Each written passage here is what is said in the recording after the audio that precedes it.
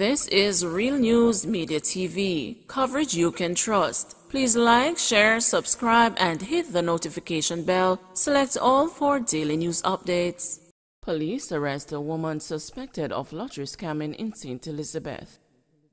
A woman has been arrested and charged with knowingly possessing identity information after she was caught with electronic devices during a stop-and-search operation along the Gilnock Main Road, Santa Cruz in St. Elizabeth on Saturday. She has been identified as a 22-year-old Melissa Brown of Park Mountain District in the parish. Reports are that about 5:27 p.m., lawmen were conducting the operation when Brown was stopped.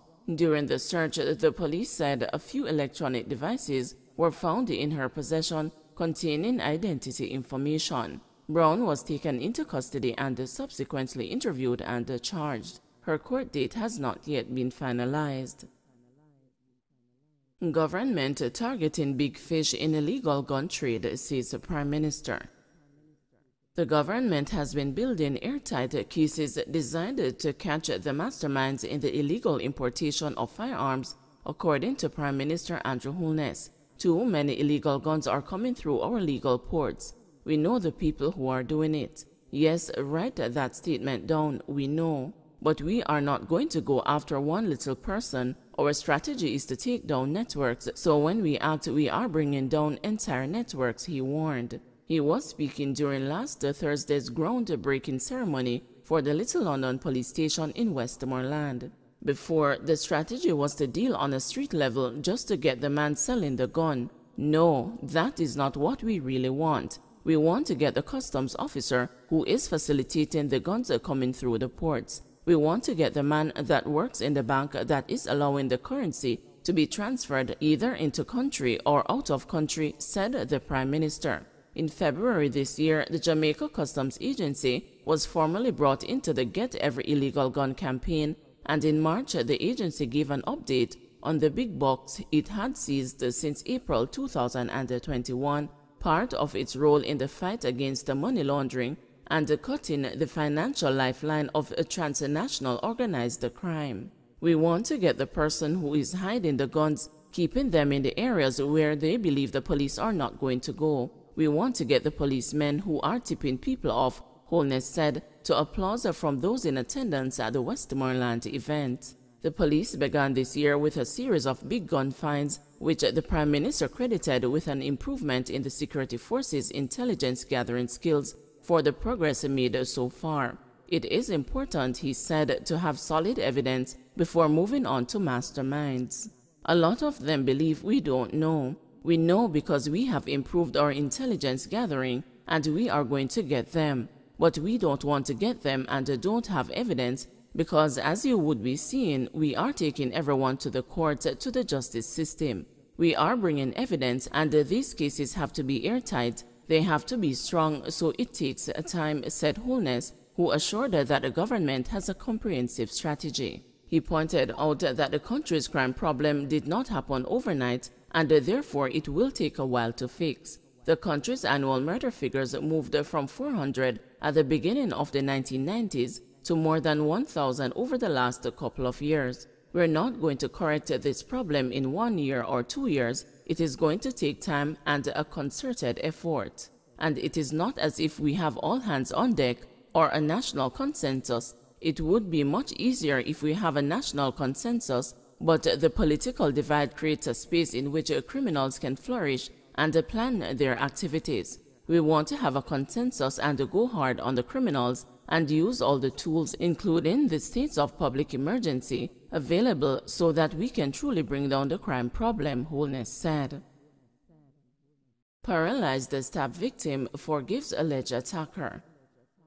David Stimson was attacked and stabbed 9 times in his back while working at the Institute of Jamaica in downtown Kingston. He is now unable to walk and needs assistance to carry out normal human activities that were second nature to him for his more than 50 years of existence. Still, the curator of the National Museum of Jamaica has found it in him to express forgiveness for the alleged perpetrator, whose attack has rendered him unable to move around without a wheelchair and in need of expensive and extensive medical care. Forgiveness is not in question. I worked with him and mentored him for 20 years. He took out his rage against the society on me. Mercy and forgiveness should not be a bargain. Still, he has to pay for his actions, Stimson said. Abebe Payne is facing charges of wounding with intent after he allegedly reacted to a reprimand by Stimson and left his boss's office in a rage before reportedly returning and stabbing him repeatedly and closing the door when he left. Stimson was saved after an alert security guard who was aware of the curator's open-door policy barged in to find the curator slumped over his desk bleeding profusely on December 21 last year. Payne turned himself into the police days after the attack. Stimson faces an ordeal that may affect his mobility for the rest of his life. He has lost the movement in his arms and legs and has been bedridden since the attack. Faced with astronomical medical costs to restore normality to Stimson's life, his family, friends, and alma mater have rallied to the cause. Stimson needs US $60,000 for a month of treatment at the Brooks Rehabilitation Hospital in Jacksonville, Florida. His treatment will be ongoing, but medical experts have warned that he needs urgent therapy during the first 6 months or all hope may be lost. The Wolmer's alumni of South Florida has answered the call so far, raising half of Stimson's medical costs and footing the bill for air travel for the curator and his handlers. However, he still needs help with funding. Culture, Gender, Entertainment, and Sport Minister Olivia Grange has pledged to throw her weight behind procuring funds for Stimson's rehabilitation, but that has not yet materialized. Stimson, who rode a bicycle to work and represented his school in multiple sports, remains optimistic. "I hope some good can come from this bad. Something good must come from this," he said. Stimson was due to depart Jamaica for the Florida-based hospital on Friday. Gun possession convicts handed tough sentences.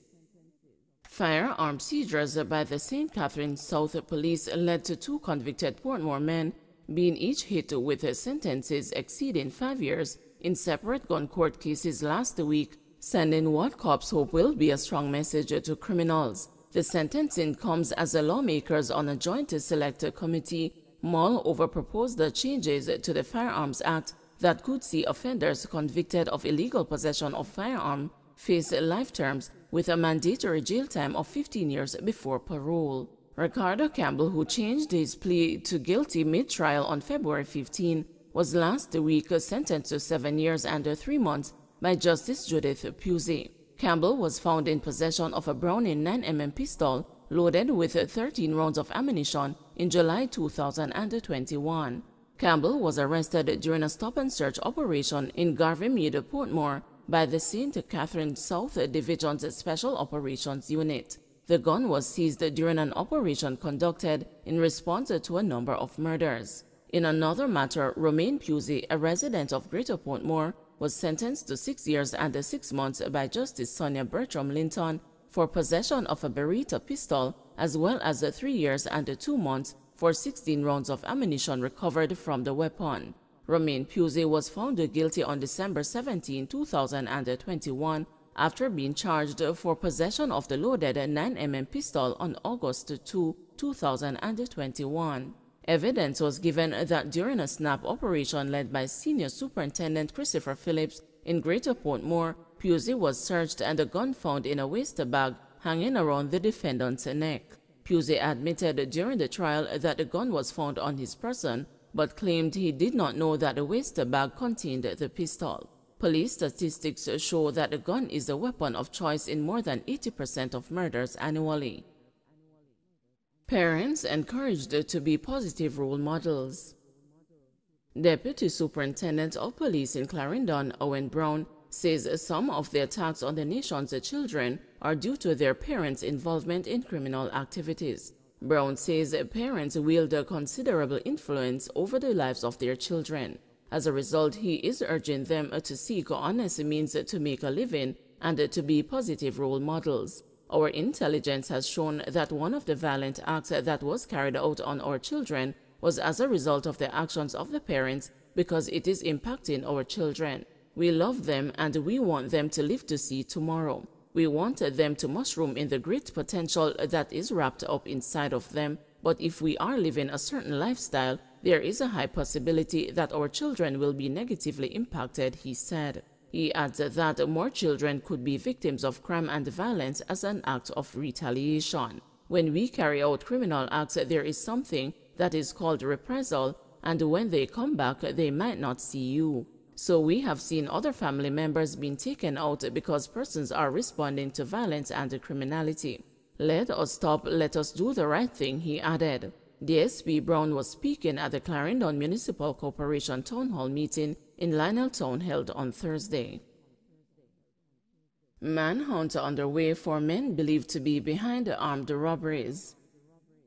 The Area 2 police have launched a manhunt for 2 men believed to be behind a series of armed robberies in the eastern end of the island. The men, who have been traveling on a motorcycle, are linked to more than a dozen armed robberies since late last year. Investigators say the men have been targeting persons shortly after they conduct business at financial institutions. The latest attack was carried out on Thursday at Clamstead in Limehall, St. Anne. A 51-year-old woman had just arrived at her gate when she was robbed of $300,000 and shot by the robbers. The victim is now hospitalized with a bullet wound to the leg. Investigators say the woman was trailed by the men after withdrawing money from a bank in Ocho Rios. The Area 2 police is urging persons conducting business at financial institutions to be on the lookout for these men on the motorbike. Don't forget to like, share, subscribe, and hit the notification bell. Select all for daily news updates.